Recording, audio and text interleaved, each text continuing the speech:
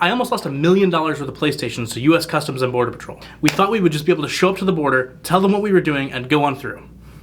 Then Aaron got detained. A quick disclaimer. All of this is factual information, but some of the names and dates have been changed to protect the people involved. I used to work for a company that rapidly became the #1 PlayStation and console market scalping company in the United States. We were buying hundreds of thousands of dollars of product a day, millions of dollars per week, and reselling them to somebody who was selling it to people like you. So basically, we had runners up in Canada that would fuel our system.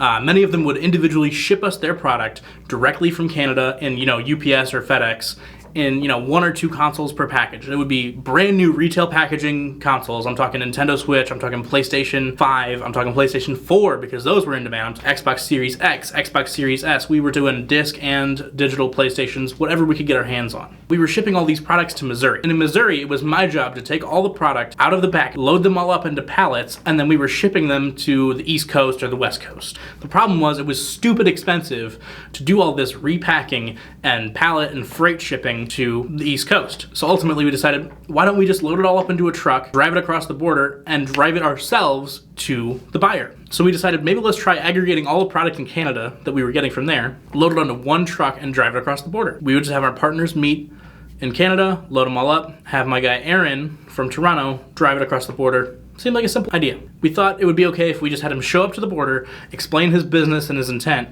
drive on through, and there would be no problems. We were very wrong. Unfortunately, we sent our partner Aaron without the right paperwork. We were missing one form, and it kind of just put a wrench in the whole thing. He ended up getting detained for 7 hours, unable to contact us and let us know what he needed. Ultimately, he was told that he could leave the product there, take the truck, and drive back to Canada. He had no other option. That's what he had to do. If I was another creator on this app, I'd be saying, like for part 2, and then I would wait like another 3-4 days, but I'm not about that. I'm gonna give you part 2 right now. So Customs ended up holding our product, $1 million of the PlayStations, Xboxes, and a couple of Nintendo Switches. We had my coworker, let's call him Jack, sitting in Detroit, ready to take the truck and drive to the East Coast when Aaron made it through. But Jack ended up sitting in Detroit for nearly 2 weeks, just waiting, hoping for our product to get released. This guy, Officer Kirby for the US Customs and Border Patrol, was paying attention to our case. It's actually a lot like the Nintendo character. He swallowed up all of our inventory and just waited to spit it out until he felt like it. It ultimately stayed there for 11 days.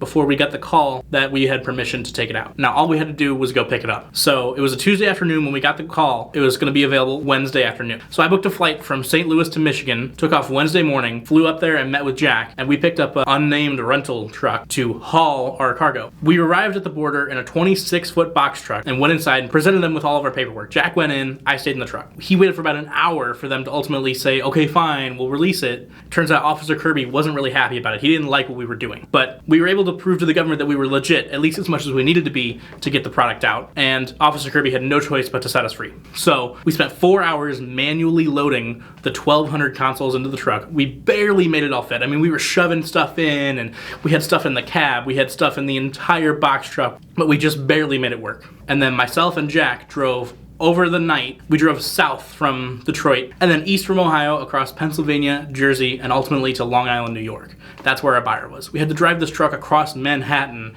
to get where we needed to go. This whole industry was like a game of hot potato, and so the priority was to get the product away from our hands. We'd been holding it for too long. It was time to dump it and prepare for our next run.